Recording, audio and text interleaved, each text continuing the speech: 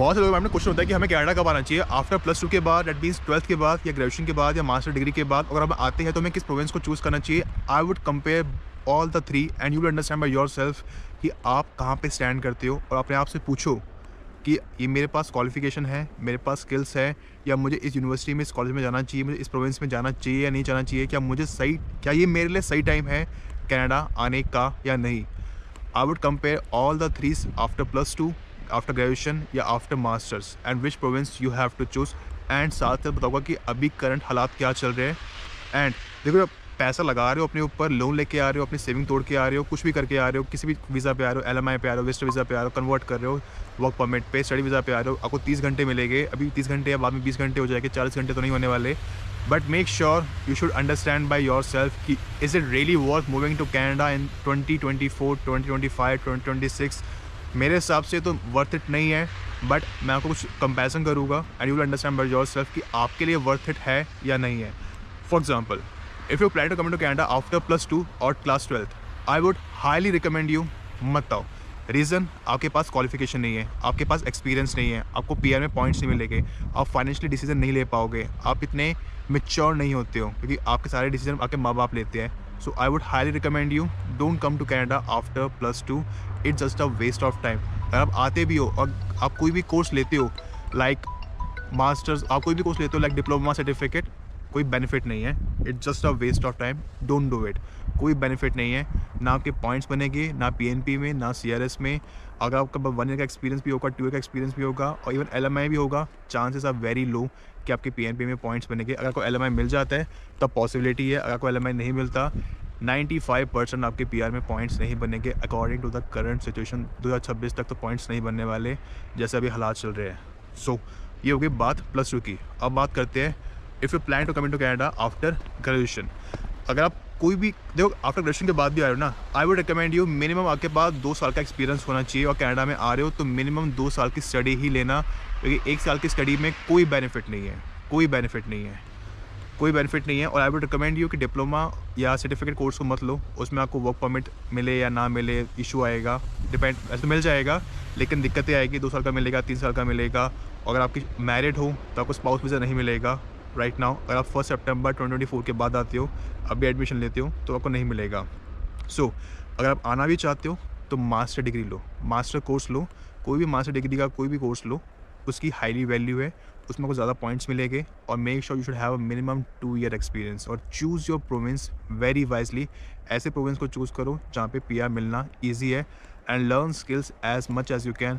Otherwise कोई benefit नहीं है। ये सोचो कि ऊबर चला लूँगा या DoorDash कर लूँगा, डिलीवरी वाला वर्क कर लूँगा, या इन लेबर वाली जॉब में मत पढ़ो।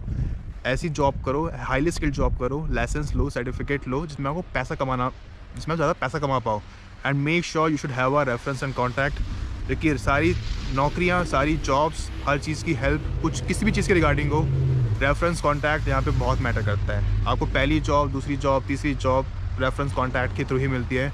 और if you have reference contact, you will not feel bored, आप डिप्रेस, एंग्जाइटी, टेंशन नहीं फील करोगे। It's very common here, but आप होना चाहिए।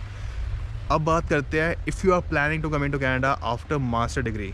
तो देखो, मास्टर डिग्री के बाद आ रहे हो तो मैं को एक ही चीज़ कहूँगा, आप 2 साल का ही कोर्स करो, चाहे डिप्लोमा सर्टिफिकेट करो। इसलिए बोल रहा हूँ क्योंकि आप ऑलरेडी हाईली क्वालिफिकेशन हो, हाईएस्ट क्वालिफिकेशन आपके पास ऑलरेडी है। आपको कैनेडियन स्टडी का तो पॉइंट्स मिलेंगे, लेकिन आपकी जो क्वालिफिकेशन है मास्टर डिग्री, अगर वो आपकी according to the Canadian standard है, WES के अकॉर्डिंग है, तो आपको उसके भी पॉइंट्स मिलेंगे। So it's good for you. और साथ ही साथ एक्सपीरियंस आपके पास मिनिमम 2 ईयर्स का होगा, तो आपके लिए बहुत ज़्यादा अच्छा है। अगर 1 ईयर का है तो ठीक है, but make sure you have more and more experience. It would B good for you to getting more point in terms of PNP and in terms of CRS, and same goes to choose your province very wisely। ऐसे province को choose करो जहाँ पे PR का process easy है, otherwise थके खाओगे और कुछ नहीं है। एंड सेम जैसा को मैं ग्रेजुएशन में कहा, learn skills as much as can. देखो, एक चीज़ मैं और बताता हूँ, ये बस सोचना है कि अगर आपके पास स्किल्स है तो आपको जॉब आराम से मिल जाएगी। मेरे पास भी स्किल्स है, मैंने बहुत लोगों को देखे यहाँ पे जिनके पास स्किल्स है, उनके पास भी जॉब नहीं है।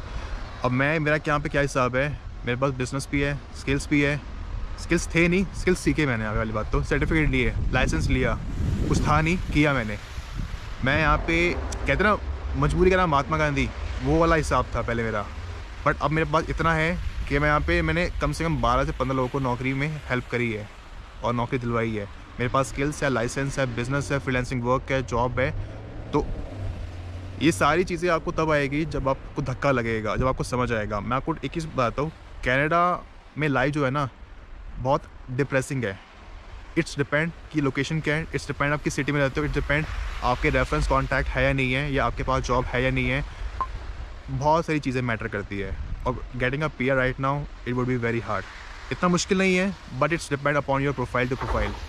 सो I would recommend you, if you are coming, try to choose master course.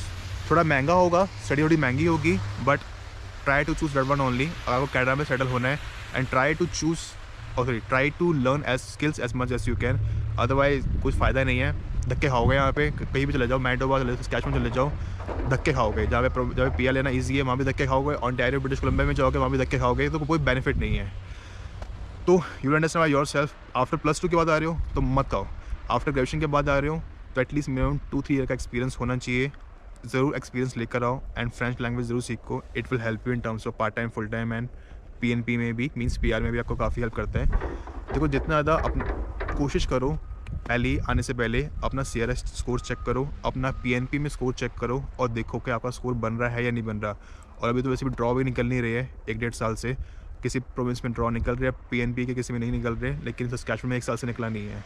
Same goes to Manitoba also. But getting a PR here is very difficult. आपको LMI के लिए पैसे खर्च करने पड़ेंगे, तो LMI के लिए पैसे ना खर्च करना पड़े, ना खरीदनी पड़े आपको LMI ये, तो make sure you should have enough CRS score, enough points कि आप PR में फ़ाइल लगा सको। अदरवाइज़ धक्के खाओगे, ऐसे बाकी लोग धक्के खा रहे हैं, डिफरेंट प्रोविंस से मूव हो रहे हैं। यही यहाँ की रियलिटी है। नौकरी है नहीं, पैसे कमा नहीं पाओगे, आपके माइंड में 1 या 10 बार आएगा एक दिन के अंदर कि वापस चलते अपने देश। So if you have any question regarding anything, just let me know in the comment section, and if you need a mini session 1-to-1 you can DM me on Instagram। तब तक के लिए गुड बाय एंड शब्बा खैर।